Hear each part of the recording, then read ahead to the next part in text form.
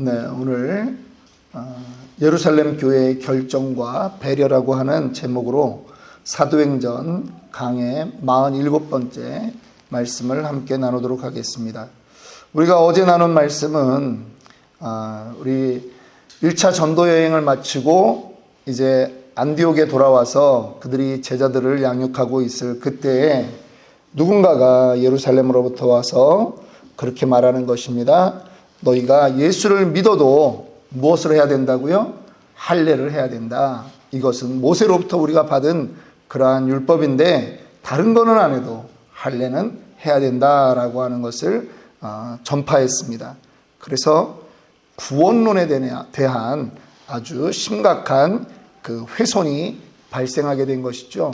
그래서 바울과 바나바가 아니다. 그것은 잘못된 것이다. 우리는 오직 은혜로 사는 구원받은 존재들이다 라고 하는 것을 강조하게 되었습니다. 그런데 그들도 이 장로의 전통이라고 하는 그것을 굽히지 않아서 이제 대표를 보내는 것입니다. 바울과 바나바를 어디로 보냅니까? 예루살렘 교회로 보냅니다. 그래서 예루살렘 공의회, 예루살렘 회의 이렇게 말하는데 그것이 열리는 것이죠. 여러분, 사실은 예루살렘 교회와 안디옥 교회가 어떻게 보면 다 개별된 그러한 교회인 것이 분명합니다. 그런데 이 중요한 문제 앞에서는 이 안디옥 교회가 어떠한 자세를 취합니까? 예루살렘 교회의 권위를 인정해 주는 거예요. 그래서 너희들이 먼저 예수님을 통해서 복음 받았는데 그것에 대해서 우리가 나누기를 원한다라고 하는 아주 겸손한 태도지요. 오늘 이제 그들이 그 안에서 이제 베드로와 그 다음에 바울과 바나바가 그리고 세 번째는 그 좌장격인 야고보 사도가 야고보가 그 모든 일들을 서로 토론하고 결정하는 것까지 우리가 어제 배웠습니다. 오늘 그들이 결정하고 나서 어떻게 했는가라고 하는 것을 좀 살펴보려고 합니다. 오늘 그래서 제목을 예루살렘 교회의 결정과 배려라고 하는 그러한 제목을 좀 잡았습니다. 여러분, 무엇인가를 결정하는 것도 중요하지만 그것을 잘 전달하는 것 너무 중요합니다. 오늘 특별히 예루살렘 교회는 우리가 결정했으니까 야, 이 편지 한 장이면 다 돼 라고 하지 않고 또 두 사람을 세워서 바울과 바나바와 함께 다시 안디옥 교회로 내려가서 이 편지를 모든 안디옥 교회의 교인들에게 잘 전달하고 오해가 없도록 그렇게 배려하는 것을 보게 됩니다. 오늘 몇 가지 좀 살펴봅니다. 여러분, 그들의 생각들이 완전히 이제 결정이 되었습니다. 율법으로 구원받는 것은 아니다라고 하는 거죠. 우리의 구원은 오직 믿음입니다. 믿습니까? 구원받음의 근거는 하나님의 은혜입니다. 예. 22절에 사도와 장로와 온 교회가 그 중에서 사람들을 택하여 바울과 바나바와 함께 안디옥으로 보내기를 결정하니 곧 형제 중에 인도자인 바사바라 하는 유다와 실라더라. 예, 지금 이 결정을 내리고 온 교회가, 그러니까 예루살렘 교회 안에서도 반대하는 사람들이 있었을 겁니다. 할례가 필요하지 않겠느냐라고 하는 사람들이 있었을 텐데 그들이 생각을 다 바꾸었다라고 하는 것입니다. 그리고 그것으로 결정하고 그렇게 진행을 하는 것입니다. 여러분, 지금 예루살렘 교회는요, 어떤 사람들입니까? 유대인들이잖아요. 유대인들은 자기네들의 그 선민의식, 그리고 자기네들이 선민이라고 하는 그 특별한 몸에다가 흔적을 낸 그거에 대한 자부심이 얼마나 대단한지 모릅니다. 다윗이 골리앗하고 싸울 때 뭐라고 말합니까? 골리앗이 나와서 하나님의 백성을 저주하고 하니까 어린 다윗이 뭐라고 해요? 아니 저 할례 없는 자가 이렇게 얘기하잖아요. 그러니까 어린아이의 이 마음에도 이 우리는 다르다 이게 아주 분명하게 있었다라고 하는 거죠. 시대가 지나면 지날수록 이건 더한 거죠. 그런데 그들이 생각을 바꿨습니다. 오직 믿음으로 살게 된다. 이것을 그들이 결정했다라고 하는 것입니다. 교회는요, 진리를 추구하는 것도 중요한데 그와 못지않게 하나 되는 것이 더 중요한 것입니다. 빌립보서 2장 3절에 바울이 빌립보 교인들에게 말하죠. 아무 일에든지 허영이나 다툼이나 허영으로 하지 말고 오직 겸손한 마음으로 각각 자기보다 남을 낮게 여기고. 교회는요, 진리를 추구하면서 항상 하나가 되기를 원해야 되는데 그럴 때 필요한 우리의 덕목이 있다는 것입니다. 겸손한 마음입니다. 나보다 남을 더 높이 세워주는 그러한 것이 필요합니다. 안디옥 교회가 지금 할례에 대한 문제로 이렇게 고민하고 있을 때 그들을 설득하고 지금 이 예루살렘 교회에 올라와서도 그들이 중요한 결론을 도출해낼 때 그들에게 유일한 기준은 무엇이었습니까? 하나님의 말씀인 것입니다. 여러분, 교회에서 문제 생길 때는 개인의 의견으로 결정하는 게 아닙니다.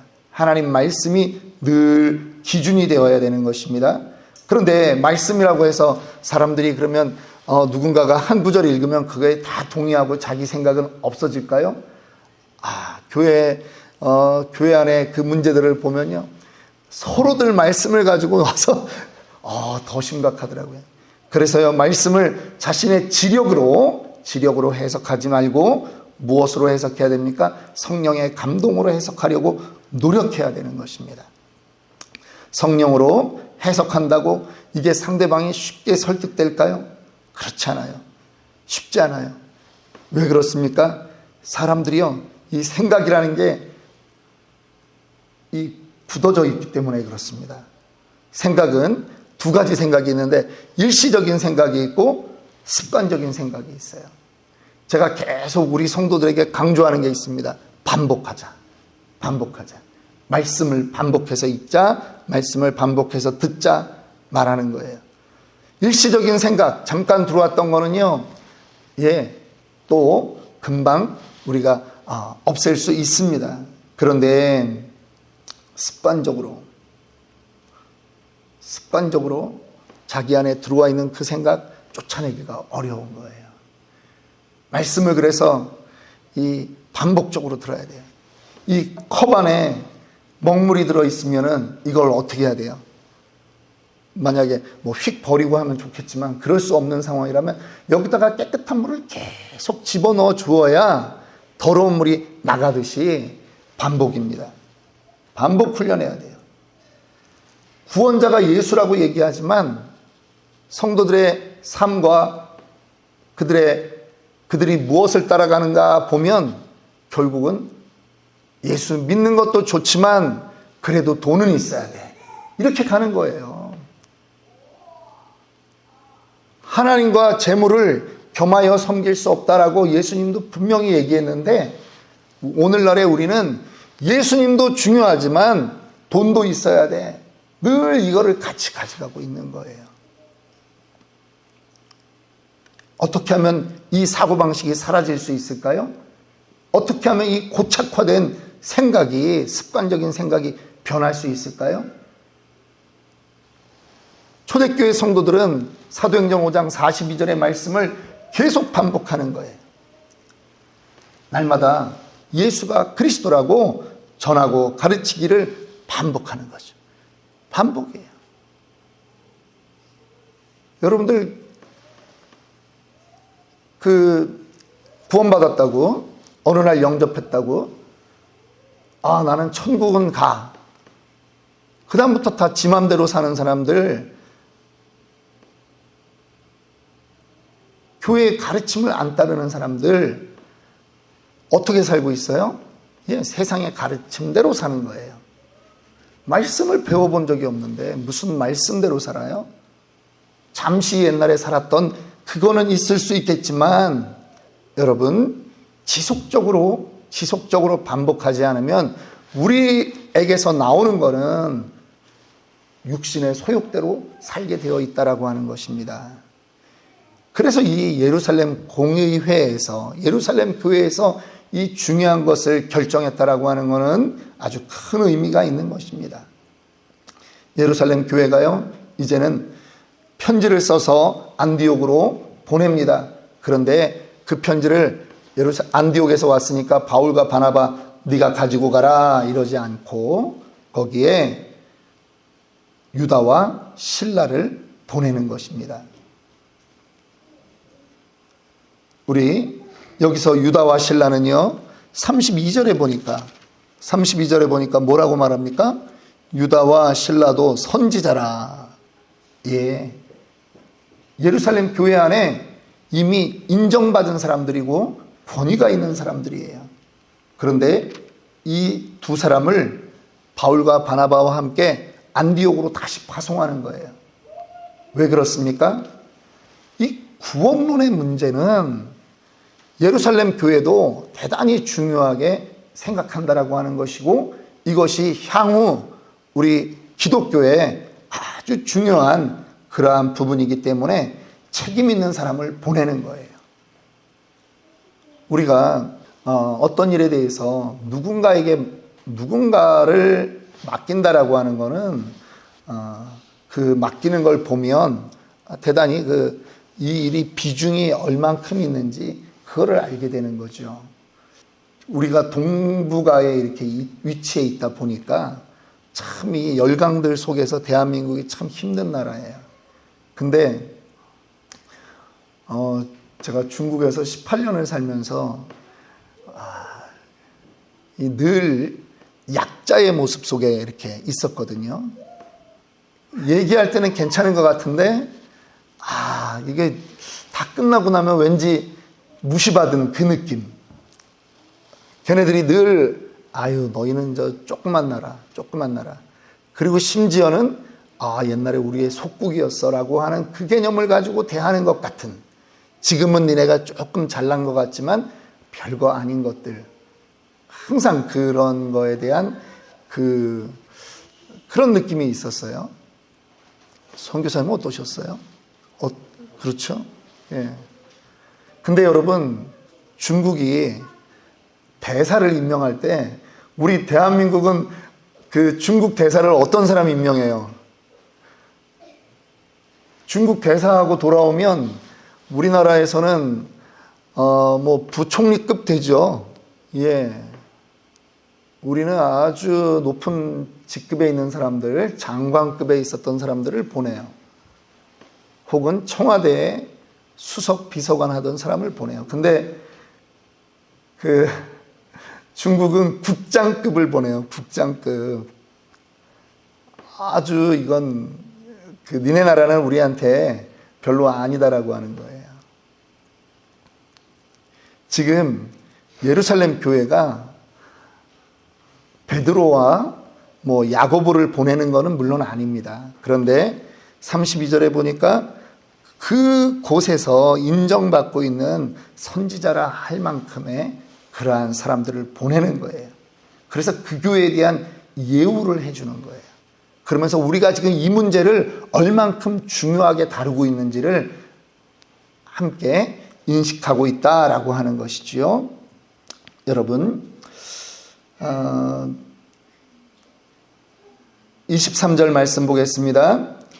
편지에도 또 아주 정중하게 23절부터 이어지는 내용에 그렇게 보냅니다. 그 편에 편지를 붙여 이르되 사도와 장로된 형제들은 안디옥과 수리아와 갈리기아에 있는 이방인 형제들에게 문안하노라. 여러분, 옛날에 이방인을 바라보던 유대인들의 관점은요, 저 이방인들은 지옥의 땔감이다 그러는데 지금 편지에 뭐라고 써요? 이방인 형제들에게 문안하노라. 네. 형제라고 그들을 인정해 주는 거예요. 예수님도 뭐라고 했습니까? 마태복음 12장 50절에 예수께서 누구든지 하늘에 계신 내 아버지의 뜻대로 하는 자들은 내 형제요 자매요 모친이니라. 영적인 동역자다, 가족이다 인정해 주는 것입니다. 우리가 이 마음을 우리도 함께 소유하기 원합니다. 성도 안에 이것이 우리의 영적인 가족이에요. 치노벨리 아름다운 교회 가족인 것입니다. 25절 말씀입니다. 사람을 택하여 우리 주 예수 그리스도의 이름을 위하여 생명을 아끼지 아니하는 자인 우리가 사랑하는 바나바와 바울과 함께 너희에게 보내기를 만장일치로 결정하였노라. 예루살렘 교회가 지금 바나바와 바울을 평가하는 아주 중요한 단어가 나옵니다. 이들은 그리스도의 이름을 위하여 생명을 아끼지 않는 사람들이다. 우리가 사랑하는 사람들이다 라고 하는 것입니다. 여러분들은 혹시 주변에서 여러분들을 어떻게 평가하는지 아십니까? 여러분 관심을 가져야 됩니다. 남들이 나를 어떻게 평가할까라고 하는 것에 대해서 관심을 갖고 변하려고 노력해야 됩니다. 한 번 사는 인생인데 이왕이면 어느 한 시점에는 남들이 나에 대해서 지적하는 문제를 내가 한번 내가 바꿔야 되겠다. 그래서 도전해 봐야 됩니다. 지금 바울과 바나바는 생명을 아끼지 않는 자다라고 하는 평가를 받았습니다. 저는 여러분들이 그런 평가를 받기를 원합니다. 예수를 위해서 저 사람은 헌신되어 있다. 준비되어 있다. 지금 교회가요. 우리 교회가 4년 반이 됐잖아요. 그죠? 2월 달에 우리 4주년 지났으니까 벌써 이제 4년 반을 향해 가는데 제가 우리 이제 사역자들하고 좀 의논들을 했습니다. 오늘 영상으로 음성으로 메시지를 듣는 분들도 이거를 꼭 명심해 주시면 고맙겠습니다. 5년 차가 될 거고요. 그 다음에 또 시간이 가면 10년 차가 될 거예요. 근데 안 되겠다. 지금 시점에 그냥 우리가 5년 차를 맞이하는 것이 아니라 우리를 한번 돌아보면 좋겠다라고 하는 생각을 했습니다. 그래서 한번 우리를 측정해 보자. 2가지로 측정하려고 합니다. 첫째는 이미 기존에 나와 있는 서적들, 교회의 그러한 목회라든가 이런 거에 대한 평가할 수 있는 서적들이 있어요. 그래서 그거에 대해서 이미 우리 전도사님이 하나를 준비를 잘 해주셔서 지금 우리가 조금 더 이제 우리 교회에 맞게 애드할 것들, 더 평가해야 될 부분들이 있으면 그걸 더 추가해서 2, 3주 안에 우리가 페이퍼로 한번 평가를 해보려고 합니다. 또 하나는 한국의 기관에 맡겨서 온라인으로 여러분들이 직접 온라인에 들어가서 여러분들이 우리 교회를 적어도 6개월 이상 다닌 분들이라면 우리 교회를 온라인에 들어가서 그 기관에 가서 평가할 수 있도록 하려고 합니다. 그것도 6월 말 7월 초에 그렇게 진행될 것이고요. 이곳에 안 계신 분들은 한국에서도 온라인에 들어가면 평가할 수 있으니까 그렇게 하려고 하고, 이게 인원이 좀 많아야지 교회에 대한 평가가 정확히 나오고요. 목사 평가를 또 받습니다. 그 기관을 통해서. 그래서 목사는 자기의 영성 관리, 그 다음에 생활 관리, 목회 관리 이런 것들을 그동안 4년 반 동안 어떻게 해왔는지 이거를 좀 평가를 받으려고 해요. 공짜는 아니에요.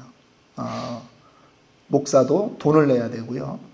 여러분들 한 거는 교회가 또 돈을 내고 그 평가서가 거기서 분석을 다 해가지고 보내줍니다. 그러면 이제 우리가 그거를 보면서 또 우리 자체에서 했던 그것을 다 함께 종합적으로 고려를 해서 우리가 이제 5살이 되어 가는데 향후 5년을 향해서 10년을 바라보고 우리 교회는 그러면 미진한 게 무엇인가 라고 하는 거를 우리가 좀 더 파악해 보려고 하는 겁니다. 중간 점검이 없으면 회사도 건강한 회사가 아니듯이 교회도 제가 이제 알아보니까 교회도 그렇게 외부 기관에서 해주는 그러한 부분이 있는데 우리가 굳이 그거를 마다할 이유가 없다라고 하는 것이죠. 그래서 그렇게 좀 하려고 합니다. 대단히 궁금합니다. 목사가 생각하는 것과 성도가 생각하는 교회의 건강성이 어떻게 다른지. 앞에서 끌고 가는 사람은 몰라요. 다 지가 잘하는 줄 알아요. 그런데 한번 이렇게 요 시점쯤 됐으면 평가를 한번 받아보는 게 좋겠다라고 하는 생각입니다. 만약 부족한 게 나오면 또 이제 우리가 앞으로 이런 부분들을 어떻게 또 우리가 대처해 나가면 좋겠다라고 하는 그러한 피드백이 그렇게 나올 겁니다. 회사들은 그렇게 해요. 살아남기 위해서. 회사들은 그렇게 해요. 근데 교회들이 잘 안 하잖아요. 그러니까 교회는 그냥 목사 중심으로만 그렇게 가는데 제가 봤을 때는 한번 이런 평가를 하면 너무 좋겠다. 그래서 제가 이제 그쪽 기관에다가 연락을 좀 해주십사 그렇게 이제 부탁을 해놓은 상태입니다. 자, 이제 그들이 결정한 것, 어제도 우리가 잠깐 배웠지만 29절 말씀, 그들이 결정한 것에 어떤 의미가 있는가라고 하는 것만 살펴보고 말씀을 마치도록 하겠습니다. 29절 말씀 우리 다 같이 한번 읽어보겠습니다. 우상의 제물과 피와 목매어 죽은 것과 음행을 멀리 할지니라. 이에 스스로 삼가면 잘 되리라. 평안함을 원하노라 하였더라. 예, 그들이 결정한 거는 이거예요. 우상의 제물은 먹지 마라. 피 있는 것 먹지 마라. 목매어 죽은 것 먹지 말고 음행을 멀리하라. 권고예요. 권고사항이에요. 최소의 우리의 신앙생활을 하는데 우리에게 필요한 덕목이다라고 하는 것이죠. 왜 우상을 멀리해야 됩니까? 우상의 제물.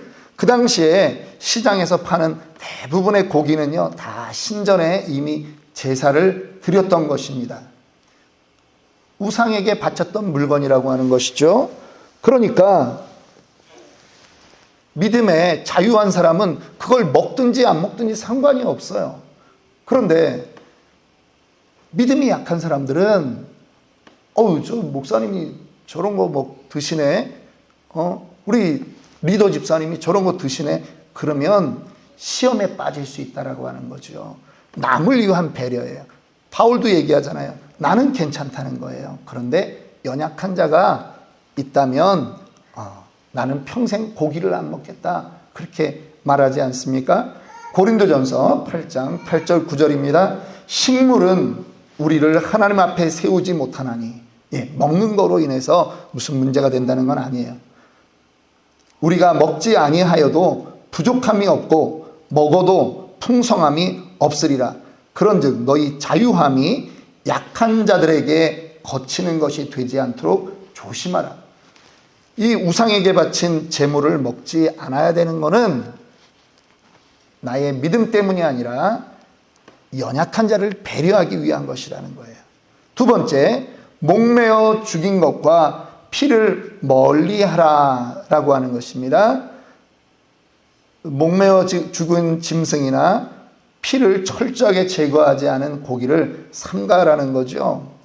그 당시 율법에 생명이 어디에 있다? 피에 있다. 이렇게 했기 때문에 유대인들은 짐승의 몸에서 피를 빼지 않고는 먹지 못하게 했습니다. 그런데요, 우리 오늘날 지금 이 사람들이 하는 것도 역시 배려라고 저는 생각해요. 오늘날의 과학으로도 이거는 이해가 되는 겁니다.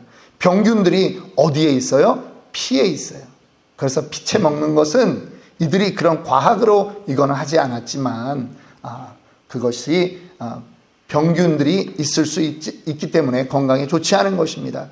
음행을 멀리하라 라고 하는 것, 음행이 성경은 말하죠. 모든 죄는 몸 밖에 짓는 것입니다. 그런데 음행은 어디에 짓는 죄예요? 자기 몸에 짓는 죄인 것입니다. 우리의 몸은 무엇입니까? 성령 하나님이 거하시는 성전인 것입니다. 그래서 음행을 멀리하라. 이것을 초대교회의 성도들의 그 삶의 덕목으로 그렇게 했다라고 하는 것입니다. 그리고 이것을 이제 안디옥으로 내려가서 그 이방에 세워진 교회에 전달하도록 배려하는 것입니다. 위로할 때 서로에게 평강이 서로에게 임하는 것임을 믿습니다. 오늘 혹시 우리가 먼저 되었다 할지라도 우리는 누군가를 무시하는 것이 아니라 세워주고 교회에서 연약한 자들을 세워주고 그렇게 하는 존재들이 되어야 합니다. 오늘 말씀을 마칩니다. 오늘 말씀을 통해서 저희는 예루살렘 교회의 그 결정만 배우는 것이 아니라 그들이 또 연약한 교회를 위해서 또 했던 그 아름다운 모습들을 또 보게 되는 것이죠. 우리의 삶에도 그러한 여유가 있기를 원합니다.